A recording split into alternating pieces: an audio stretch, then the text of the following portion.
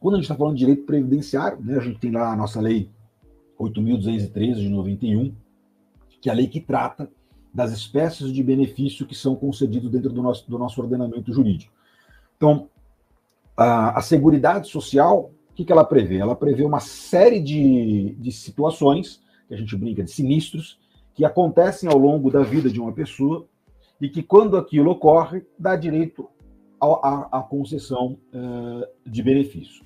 Só que existem alguns benefícios que, mais ou menos, afetam o dia a dia das empresas. Então, por exemplo, logo de cara, quando a gente está falando aqui do segurado, a gente tem a aposentadoria por invalidez. Então, vejam que a aposentadoria por invalidez, em que pese o nome ser aposentadoria, ela não é um benefício definitivo, né? Ela é um benefício que pode ser cessado a qualquer momento, sempre que o INSS verificar que aquela pessoa readquiriu a capacidade para o trabalho. O que difere, né, a aposentadoria por invalidez, por exemplo, dos auxílios-doença? Né? Hoje, com a reforma previdenciária de 2019, eles receberam uma nova nomenclatura, então quando a gente fala da aposentadoria por invalidez, é o benefício por incapacidade permanente e os auxílios-doença, o benefício por incapacidade temporária. O que diferencia esse benefício é a capacidade que o perito tem, no ato de concessão do benefício, de verificar a possibilidade de recuperação no tempo. Né? Então, por exemplo, quando ele sabe que é uma patologia que, diante do histórico médico, em tanto tempo aquela pessoa vai se recuperar. Então, nessa situação, ele concede o auxílio por incapacidade temporária, ou o auxílio-doença, porque ele já consegue presumir que em algum momento do tempo aquela pessoa vai se recuperar. Inclusive, via de regra, quando o perito concede o auxílio-doença, ele concede esse auxílio-doença já com uma previsão de alta. A aposentadoria por invalidez, em que pese ser possível, do campo hipotético, a recuperação do segurado, o perito não consegue vislumbrar o momento em que isso vai acontecer. Então, pode ser uma situação que vai se perpetrar pelo tempo, ou em algum momento da vida ele pode recuperar essa capacidade. Tanto que, na legislação previdenciária, na Lei 8.213, existe a previsão que, quando se concede a aposentadoria por invalidez, fica a cargo do INSS a cada 2 anos convocar o empregado, né, o segurado, para que ele retorne para passar por uma nova perícia para verificar se a situação permanece. Então, a aposentadoria por invalidez, ela por si só, ela é um problema para a empresa, porque o contrato de trabalho ele fica suspenso.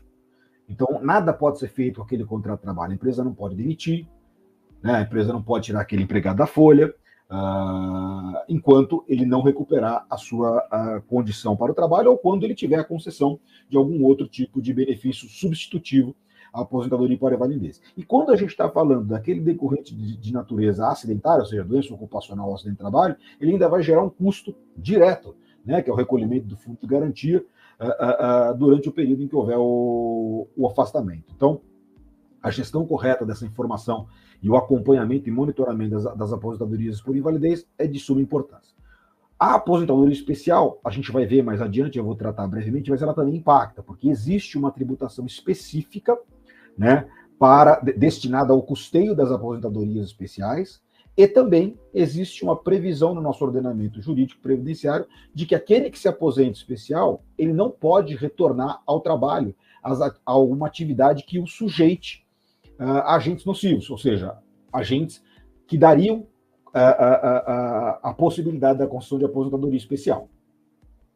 O auxílio-acidente ele tem mais ou menos o mesmo efeito que o auxílio-doença, porque ele vai poder onerar a tributação, assim como a pensão por morte. Então, todos os benefícios são importantes que a empresa tome conhecimento, né? Porque existem instabilidades pré-aposentadoria, existem N fatores na vida trabalhista de um empregado que estão atreladas à concessão de benefícios. Mas esses que eu pensei aqui são aqueles que diretamente, de alguma forma, vão impactar o custo, né, a parte econômica da empresa.